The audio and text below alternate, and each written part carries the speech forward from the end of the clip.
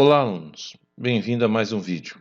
No vídeo de hoje, irei resolver um exercício que está relacionado com soma de vetores.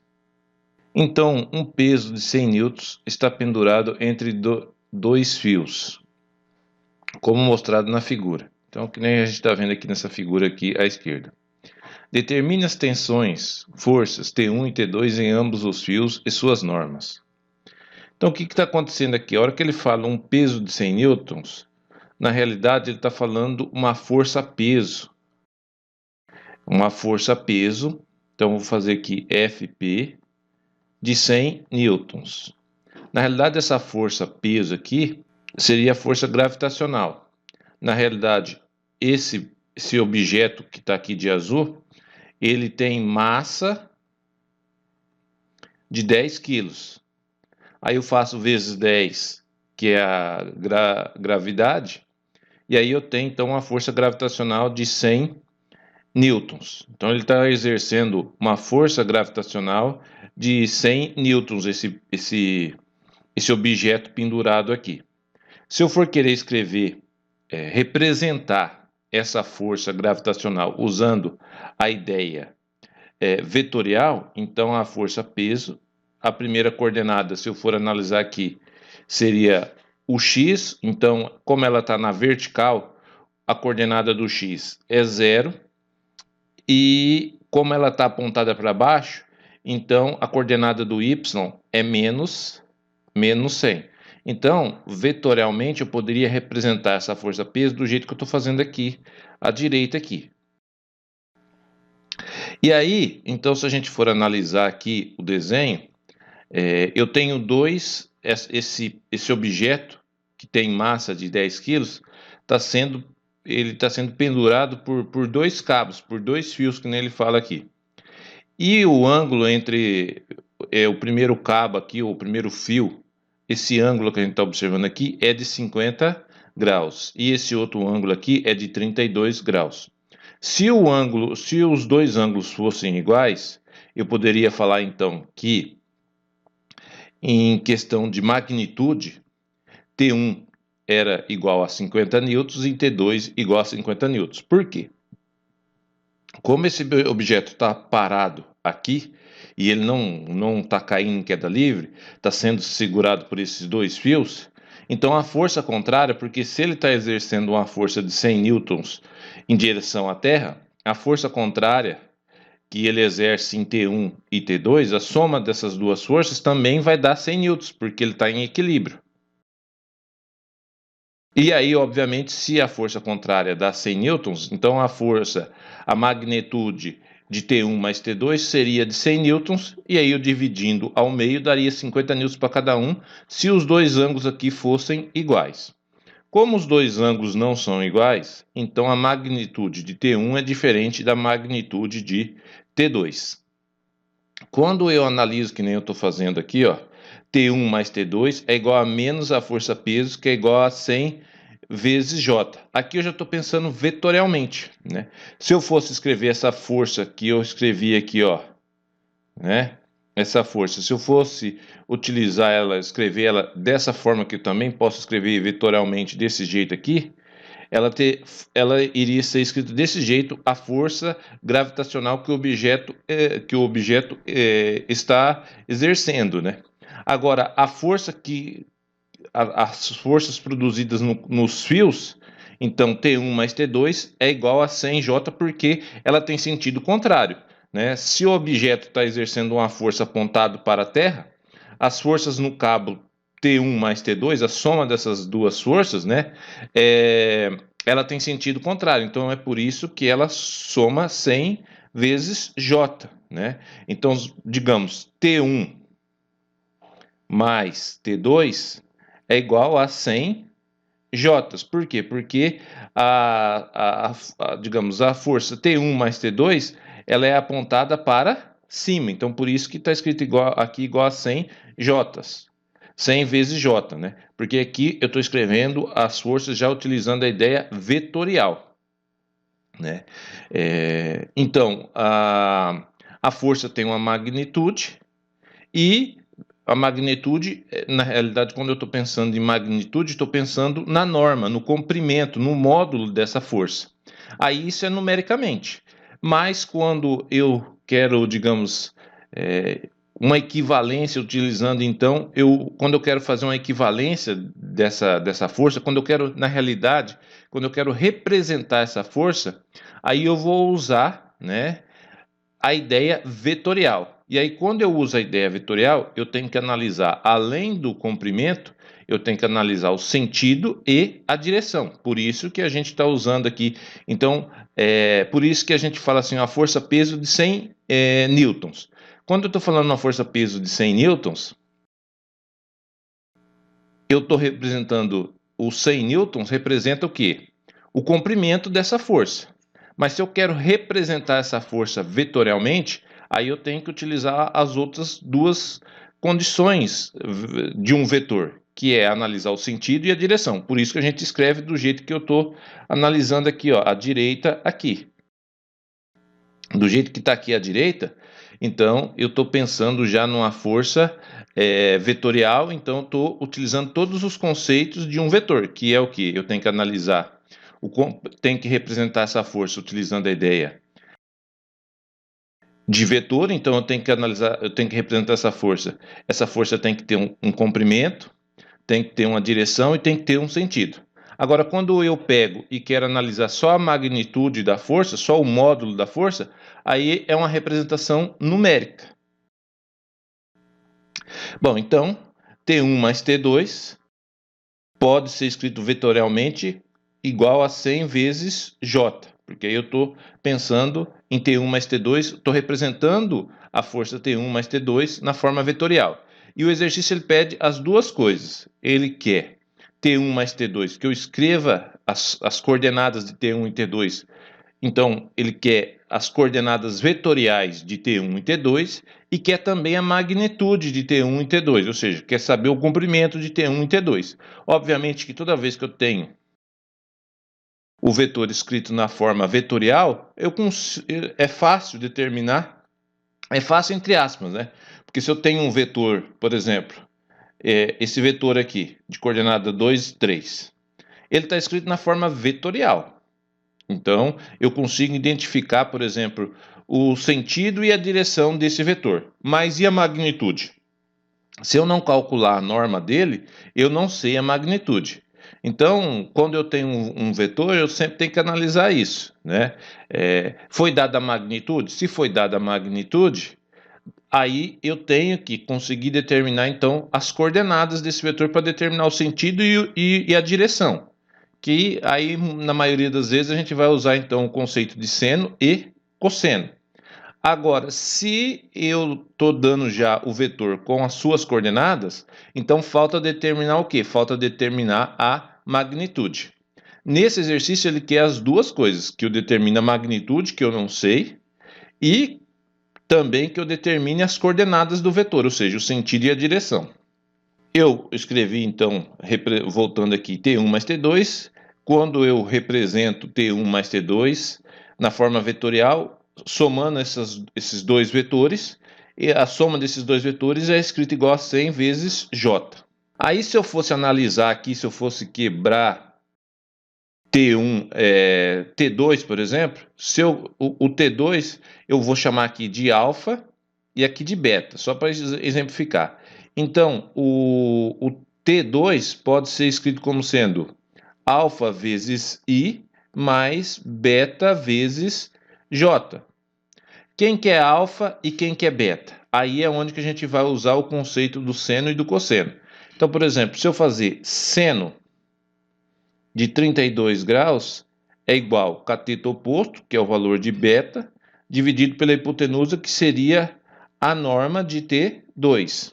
Então, beta dá para ser escrito como sendo a norma de T2 vezes o seno de 32. E o cosseno de 32 é igual ao cateto adjacente, que é alfa, dividido pela norma de T2. Então, alfa, vou escrever bem aqui embaixo, dá para ser escrito como a norma de T2 vezes o cosseno de 32. Então, quer dizer que T2, quando eu quero escrever ele na forma vetorial, eu posso escrever T2 como sendo a norma de T2, cosseno de 32 graus, vezes I, mais a norma de T2, vezes o seno de 32 graus, vezes J, que é o que aparece aqui, ó. Onde a gente está vendo aqui, ó, que aparece aqui. E aí o T1, né, se a gente for analisar o T1, né, o alfa do T1 tem valor negativo porque ele está apontado para cá, né, ó, está apontado para cá. Então, como aqui é a parte positiva, o alfa do T2 era um valor positivo porque em relação ao eixo do x está na parte positiva do eixo do x. Já o T1, se eu for analisar aqui, ó, ele tem, o alfa vai ter valor negativo porque ele está apontando para cá. Então, é menos a norma de T1 vezes cosseno de 50 graus. Tem que fazer toda essa conta que eu fiz aqui para determinar, então, o T1 escrito na forma vetorialmente. Só que eu tenho que analisar que aí o alfa que multiplica o I aqui, né, esse valor numérico aqui, ele tem valor negativo porque o ângulo aqui está apontado para cá, né? Se eu fosse determinar aqui digamos, um alfa 1 e um beta 1, né? Fosse fazer isso aqui, ó. Então aqui seria menos alfa 1 vezes I mais um beta 1 vezes J, tá? Então por isso que aparece o sinal negativo aqui e é análogo ao que eu fiz aqui com o T2. Então eu tenho T1 e T2 escrito na forma vetorialmente. Só que ainda eu não sei, por exemplo, se você falar assim, então uma parte do exercício você já conseguiu fazer, porque você já conseguiu determinar T1 e T2 na forma vetorial. Basta só determinar então a magnitude de T1 e de T2. Mas eu ainda não consegui totalmente. Por quê? Porque para determinar T1 e T2 na forma vetorial, eu preciso da magnitude de T1 e de T2, e eu não tenho ainda. Então, por mais que eu já montei aqui o esqueleto de quem é T1 e T2 na forma vetorial, eu ainda não sei os valores aqui das coordenadas, porque eu não sei quanto que vale a magnitude de T1 e de T2. Mas se a gente for analisar aqui, né? Se eu for fazer a soma que nem a gente tinha lá, T1 mais T2 é igual a 100 vezes J, porque está apontado para cima, né? A força é a contrária, essa força W aqui, esse W aqui, na realidade está fazendo o papel da força peso, né? Que está apontando para baixo, né?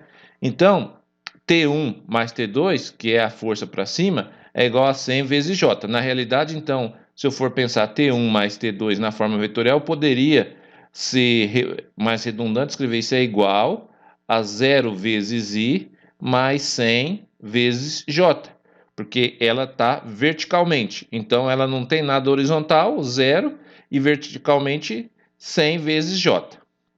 Aí, se eu somar coordenada a coordenada, foi o que foi feito aqui, ó, que eu vou até grifar de vermelho, ó. Somei coordenada a coordenada, tá aqui. Por isso que aparece desse jeito aqui, vezes I. Somei coordenada a coordenada, então a norma de T1 vezes seno de 50, mais a norma de T2 vezes cosseno, vezes seno de... a norma de T1 vezes seno de 50, mais a norma de T2 vezes seno de 32. Então, está aqui a coordenada de J. Agora, se eu for igualar isso aqui, então eu vou igualar a norma de T1 vezes cosseno de 50 mais a norma de T2 vezes cosseno de 32. Tudo isso aqui é igual a zero. E tudo isso daqui, norma de T1 vezes seno de 50 mais norma de T2 vezes seno de 32, tudo isso aqui é igual a 100.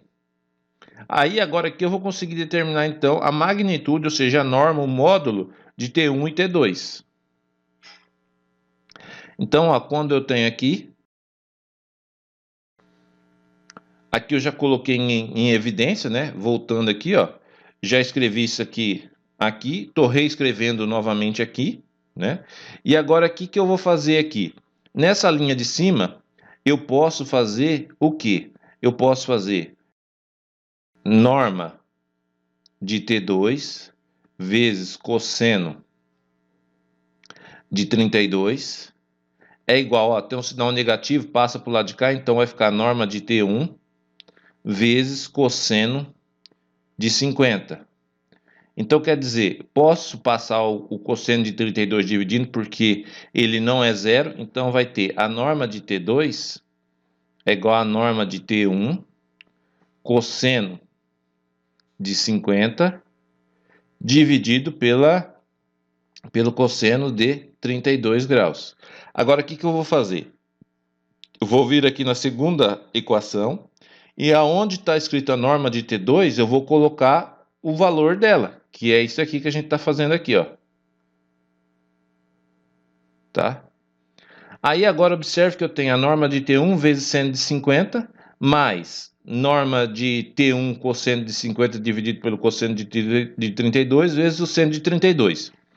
Tanto o seno como o cosseno de 50, eu consigo calcular ele, é só você digitar na calculadora, você vai ter um valor numérico para isso.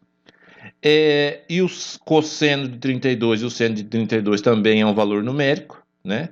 Então eu vou ficar assim, norma de T1 vezes um certo número aqui que eu vou chamar A1, mais norma de T1 vezes um outro número aqui que eu vou chamar de A2, tudo isso igual a 100.